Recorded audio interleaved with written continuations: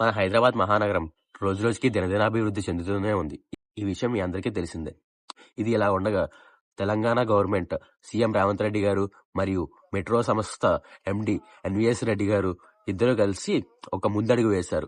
Metro ఉన్న విషయం మీ అందరికీ తెలిసిందే. హైదరాబాద్ మెట్రో మన భారతదేశంలోనే టాప్ 2వ స్థానంలో నిలిచింది. మొదటి స్థానంలో ఢిల్లీ అతివేగంగా మెట్రో ముందుకు వెళ్తూ టాప్ 1లో నిలిచింది. రోజుకొచ్చేసి 5 లక్షల మంది ట్రావెల్ చేస్తున్నారు హైదరాబాద్ మెట్రోలో. జాబులు కానీ, బిజినెస్లు కానీ, స్కూళ్ళు కానీ, కాలేజీలు కానీ, ఇలా వివిధ రకాలుగా హార్ట్ ని కూడా సురక్షితంగా తరలించిన విషయం మనం చూసిందే మెట్రోలో.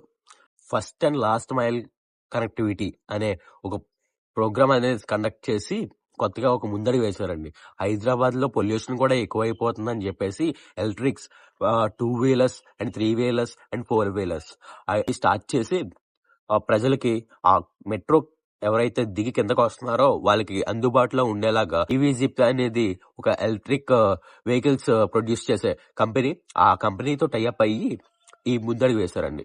సయోధ్య ఫౌండేషన్ సభ్యురాలు మృదులత గారు ఈ ముందడుగు వేసి ఈ హైదరాబాద్ సయోధ్య ఫౌండేషన్ ఆధ్వర్యంలో 70,000 మంది మహిళలకి బైక్ నడపడంలో శిక్షణ ఇస్తూ 70,000 మంది మహిళలకి మనం ఉపాధిని కల్పిస్తున్నాం అని చెప్పేసి ఈ first and last mile connectivity ఏదైతే స్టార్ట్ చేశారో అది మహిళలకి ఏ ఇబ్బంది కలగకుండా మెట్రో దిగి కిందకి రాగానే మహిళా డ్రైవర్ల కిందే ఉండి వాళ్ళని వారి గమ్యస్థానానికి సురక్షితంగా తీసుకువెళ్తారని ఇటీవల హైదరాబాద్ బేగంపేటలో ఒక హోటల్లో ఈ ఫస్ట్ అండ్ లాస్ట్ మైల్ కనెక్టివిటీని లాంచ్ చేశారు.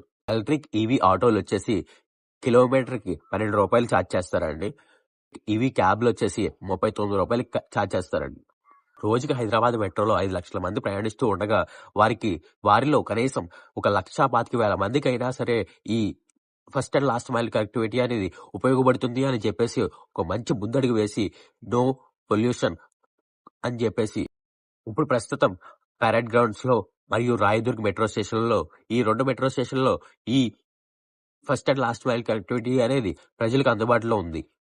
అండ్ ఇది అలా ఉండగానే ఈ నార్మల్ ర్యాపిడో వాళ్ళు అండ్ ఊబర్ అండ్ ఓలా ఈ బైక్స్ వాళ్ళు, ఆటో వాళ్ళు, క్యాబ్ల వాళ్ళు, నార్మల్ గా బయట ఆటోలు నడుపుకునే వాళ్ళు ఇలాగ ఉంటే వాళ్ళకి ఉపాధి తగ్గిపోతుందని చెప్పేసి వాళ్ళు చింతిస్తున్నారు. దీని మీద మీ అభిప్రాయం కామెంట్ రూపంలో తెలియజేయండి. Thanks for watching.